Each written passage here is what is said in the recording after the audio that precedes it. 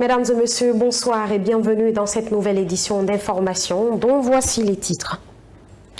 19 individus, dont 2 femmes, c'est le nombre total de détenteurs de chanvre indien qui ont été mis aux arrêts ce lundi dans la localité de Dapompa. Ces présumés toxicomanes ont été interpellés avec 477 boules. La chargée de communication de la police nationale, Rama Baldé, s'exprimera de long en large sur cette opération de ratissage réussie par les agents de la police dans cette édition d'information. Et puis, les propriétaires d'hôtels, de lieux de loisirs et autres services similaires sont appelés à réglementer leur permis d'exploitation avant le 31 mars prochain. La décision est du ministère de la Culture, du Tourisme et de l'Artisanat à travers l'Office national du tourisme. Au lendemain de la décision, les réactions fusent de partout dans la capitale. C'est tout pour les titres. Comme annoncé dans les titres, la Direction générale de la police nationale, à travers le commissariat central de Dapompa, a mis main sur 19 individus, dont 2 femmes et 477 boules de chanvre indien. C'est la chargée de communication de la DGPN, capitaine Rama Baldé, qui a procédé à la présentation de ces présumés consommateurs de chanvre indien à la presse.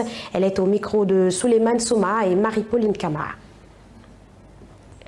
Ces opérations de ratissage visant à assainir la ville de délinquants est rendue possible grâce aux équipes constituées venues en appui.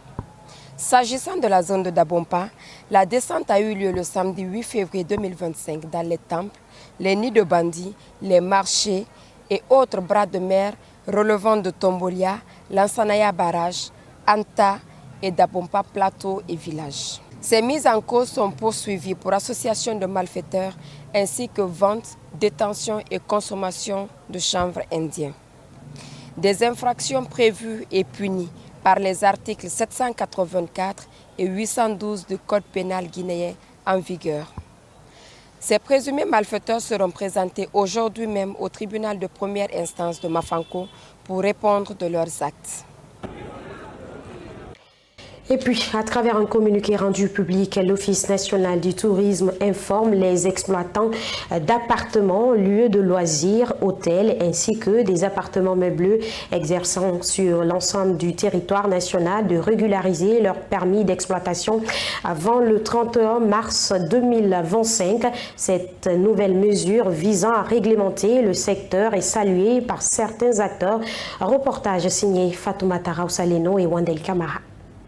Dans le but de sécuriser les consommateurs guinéens et leurs biens, l'Office national du tourisme, à sa tête Kade Kamara, a récemment annoncé aux exploitants des lieux de loisirs et établissements d'hébergement de régulariser leur permis d'exploitation avant le 31 mars 2025. Une nouvelle appréciée par ce juriste. C'est tout ce qui est d'ensemble, l'hôtel, restaurant, bar, boîte de nuit, c'est tout cet ensemble-là qui doit être dans la réglementation. Je crois que c'est dans le rôle de l'État de réguler toute activité. Si vous voyez un restaurant où il n'y a pas de porte de secours, il n'y a pas d'extincteur, vous posez la question. Et nécessairement, l'office doit veiller à ce que la réglementation en vigueur soit respectée, puisque les lieux de loisirs, que ce soit de jour ou de nuit, drainent une large partie de notre population et de la jeunesse, même pourquoi pas des adultes, il faut les mettre en sécurité. Puisque nul n'est au-dessus de la loi, ce juriste affirme être dans l'esprit de l'Office national du tourisme, mais ne manque tout de même pas de lancer des invites à l'endroit de Dame Kade Kamara pour mettre en œuvre des mesures d'accompagnement pour le bon fonctionnement de sa nouvelle politique.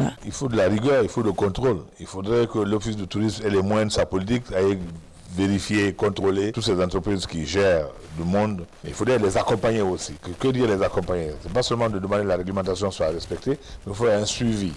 Un suivi de ceux qui ne sont pas en règle et un suivi de ceux qui sont en règle qu'il faut protéger. Pour ne pas que l'entreprise qui est créée aujourd'hui disparaisse dans 6 jours ou dans 1 mois parce que l'État a fait une pression, surtout fiscale, ou une pression de la commune de proximité. Pour l'heure, la date de 31 mars 2025 reste maintenue pour cette opération. Parlons cette fois-ci de la sécurité routière. Malgré les efforts fournis par l'État pour améliorer la sécurité routière, certains citoyens ignorent les passerelles et préfèrent contourner les barrières de sécurité pour traverser les routes au péril de leur vie. Ce mardi, notre rédaction a interrogé plusieurs citoyens pour recueillir leur avis. Réaction croisée à suivre dans ce reportage signé Mariam So et Mamadi Sangaré. Afin de réduire les accidents de la circulation, les autorités guinéennes ont installé des passerelles pour permettre aux piétons de traverser en toute sécurité et fluidifier le trafic en diminuant les embouteillages. Cependant, certains citoyens continuent de les ignorer et traversent directement sans se soucier des dangers que cela implique. Voici l'opinion d'une riveraine.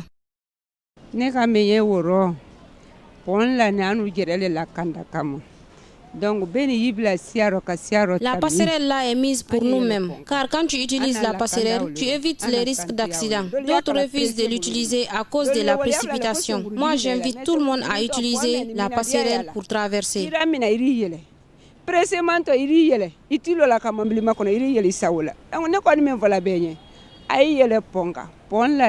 Une autre personne a expliqué les conséquences de cette pratique et a lancé un appel aux citoyens pour qu'ils fassent preuve de civisme.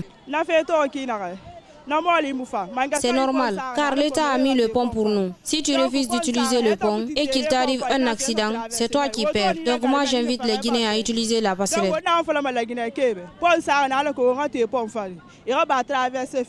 Un autre citoyen a suggéré aux autorités de prolonger les barrières de sécurité afin de forcer les piétons à utiliser les passerelles. J'aimerais dire à l'État, ces justes, ils vont essayer de rallonger les barres là, parce que c'est ça qui peut les empêcher. Parce que s'il y a un peu, les barres sont éloignées, donc ça sera une possibilité pour les personnes de monter, de traverser sur le pont. De prendre le courage pour traverser sur le pont, parce que là, ça nous aide. Ce n'est pas pour l'État qu'on le fait, mais c'est pour juste notre sécurité. Il est important de rappeler que les passerelles sont conçues pour permettre aux piétons de traverser sans danger. Espérons que les citoyens prennent conscience de l'importance de ces infrastructures pour éviter les accidents. Nous poursuivons ce journal. Le chômage touche une grande partie de la jeunesse guinéenne, obligeant de nombreux jeunes à se tourner vers des solutions alternatives pour subvenir à leurs besoins. Parmi ces alternatives, la conduite de taxi-moto s'impose comme une activité en plein essor, aussi bien à Conakry qu'à l'intérieur du pays. Mais qu'est-ce qui amène ces jeunes à embrasser ce métier, souvent risqué et précaire? Nos reporters Fata Traoré et Wandel Camara sont allés à leur rencontre. Suivie. De nos jours, de nombreux jeunes se sont lancés dans la conduite de taxi-moto. À Conakry comme à l'intérieur du pays, il est devenu courant de voir ces jeunes exercer ce métier. Mais qu'est-ce qui les pousse réellement à choisir cette voie? Ces conducteurs répondent.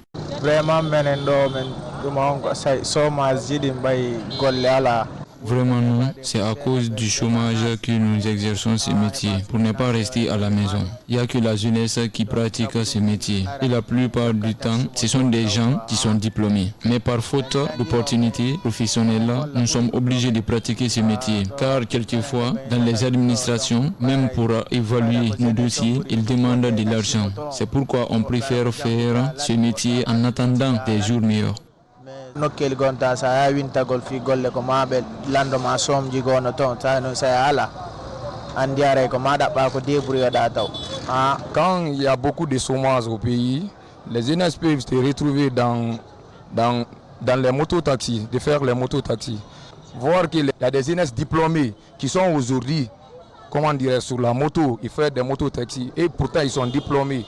Il y a des jeunes aussi qui ont fait des métiers, mais s'il n'y a pas beaucoup d'entreprises, il n'y a pas d'emploi, donc on va se retrouver forcément dans les mototaxis, quoi. Au fil de leurs interventions, ces jeunes ont invité le gouvernement guinéen à créer davantage d'opportunités pour la jeunesse afin de remédier à cette situation. On peut demander au gouvernement de faire beaucoup d'entreprises, c'est-à-dire d'employer des jeunes pour travailler pour que les jeunes ne se retrouvent pas dans les mototaxis. Parce que quand vous voyez aujourd'hui, il y a plein de jeunes qui sont, même si à Madina, au Bordeaux là-bas, ils sont diplômés, qui sont sur les motos, ils sont diplômés. C'est parce qu'il n'y a pas de travail. Et puis avoir aussi actuellement le travail, tout ça là, c'est les relations. Tu peux finir tes études. Et quand tu n'as pas de relations pour travailler, donc tu peux pas travailler quoi. Donc be doit wadangol non jama waray ko be wadan jama projet ji badda ko jama golla. Nous invitons le gouvernement à créer plus d'opportunités pour les jeunes parce que s'il y a beaucoup de motards dans ce pays, parce qu'il y a trop de chômage, si on pouvait trouver facilement du travail, on ne se serait pas retrouvé dans ce métier. Donc le gouvernement doit vraiment aider la jeunesse. Parce que gonbe golde be ngay ko fi dépannage on gollir gollundo. Oui. Il est important de souligner que ces motards font face à de nombreuses difficultés dans l'exercice de leur métier. Cependant, en raison du manque d'opportunités professionnelles, ils n'ont souvent d'autre choix que de persévérer dans cette activité. Face à cette réalité, il devient impératif pour le gouvernement de mettre en place des mesures concrètes visant à offrir de meilleures perspectives d'emploi à la jeunesse et à lutter efficacement contre le chômage. De nombreuses femmes continuent à se plaindre de la flambée du prix des sacs de charbon. Elles demandent une réduction du prix pour être soulagées dans leur ménage. Notre rédaction est allée à la rencontre de certaines citoyennes pour s'enquérir des réalités. Mariam Sow pour plus d'explications. Depuis plusieurs mois, le sac de charbon de bois est devenu de l'or dans les marchés de la capitale guinéenne. Cette hausse des prix inquiète les citoyens. Il y a de cela plusieurs années, cette mère de famille est dans la vente du charbon de bois. Cette année, elle a rencontré de nombreuses contraintes dans l'exercice de son métier. La situation est due à plusieurs facteurs, selon elle.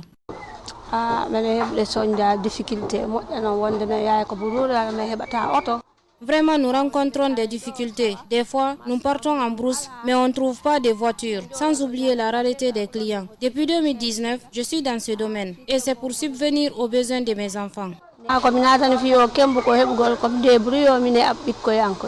Dans la même réalité, cette autre dame confirme que le sac de charbon se négocie à date entre 50 à 55 000 francs guinéens sur le marché.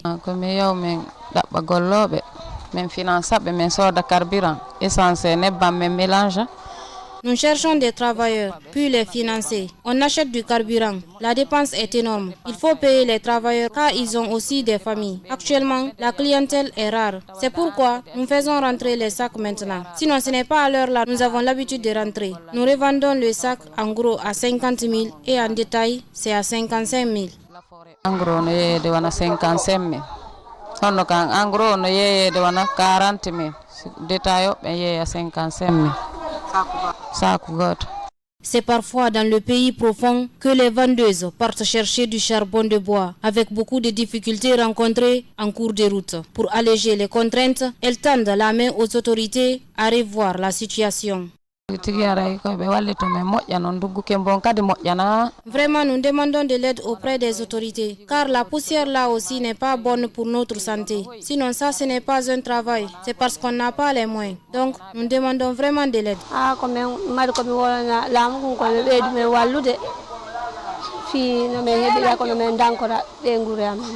En Guinée, la majorité de la population utilise le charbon de bois pour la cuisine, selon le constat. À date, plusieurs citoyens se disent prêts à voir autre moyen pour la préparation.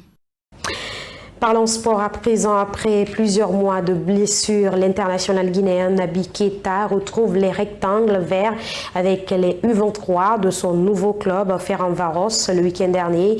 L'ancien sociétaire de Liverpool FC a marqué les annales de l'histoire du football ces derniers temps.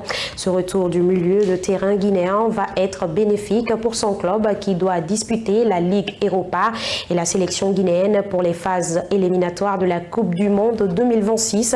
Certains journalistes sportifs ont livré leurs sentiments au micro de nos reporters Amadou Barry et Alassane Simaka. Je pense que c'est une très bonne chose pour Naby Keita, le fait de refouler la pelouse et de commencer à retrouver ses premières sensations en tant que footballeur. C'est la meilleure chose qui puisse arriver à un footballeur. On sait que voilà, c'est un joueur qui a été souvent confronté par des des blessures qui ont vraiment, en tout cas, qui l'ont empêché à progresser à Liverpool. D'ailleurs, c'est à Liverpool que ça a beaucoup commencé. Ça s'est poursuivi au Werder Bremen. Donc voilà, c'est une très bonne chose. Moi, je suis content pour lui de retrouver la pelouse et de pouvoir justement, voilà, se mettre un tout petit peu en jambe. Qu'il va peut-être revenir en sélection parce qu'au mois de mars, il y a les éliminatoires de la Coupe du Monde. Donc on s'attend à avoir toutes nos forces pour pouvoir espérer décrocher une place pour la prochaine Coupe du Monde. L'âge n'a pas sa place peut-être chez beaucoup de footballeurs, mais après il y a des footballeurs qui sont fragiles. Il y a des footballeurs qui sont fragiles. Moi je me rappelle qu'il y a eu même certains grands noms dans le football qui se sont blessés très tôt, qui étaient obligés d'arrêter des jeux au football à cause des blessures. Donc moi je pense que Naby Keïta, ce n'est pas forcément lié à l'âge, mais il y a la fragilité qui est là. Donc c'est bien quand même de voir Naby sur le terrain après plusieurs mois d'absence. Et voilà, mesdames et messieurs, c'était tout pour ce journal. Merci de votre aimable attention et excellente soirée à vous.